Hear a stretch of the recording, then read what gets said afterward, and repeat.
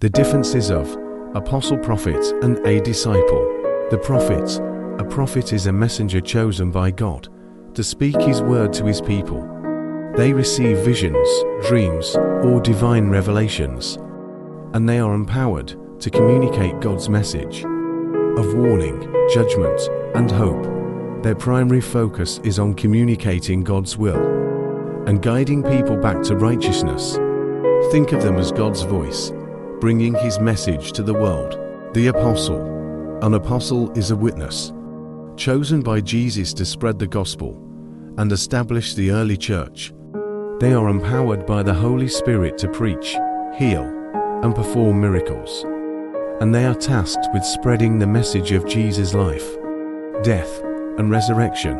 Their primary focus is on building the church and sharing the good news of salvation. Think of them as the foundational leaders who laid the groundwork for the Christian faith.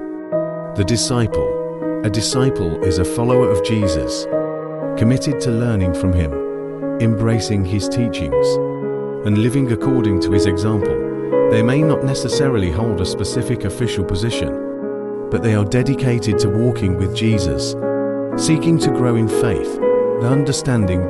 Think of them as learners, seeking to follow Jesus and live out His message. Key differences. Authority. Prophets derive their authority directly from God, apostles from Jesus, and disciples from their commitment to following Jesus' teachings. Mission. Prophets focus on communicating God's will, apostles build the church and spread the gospel, and disciples seek to live out Jesus' teachings. Scope. Prophets may have a broader scope, speaking to a wider audience, while apostles focused on establishing the early church and disciples focused on personal growth in faith. While prophets, apostles, and disciples have distinct roles, they are all united by their dedication to God and His message. Each plays a crucial role in the unfolding of God's plan, serving as messengers, witnesses, and learners, spreading His love and truth to the world.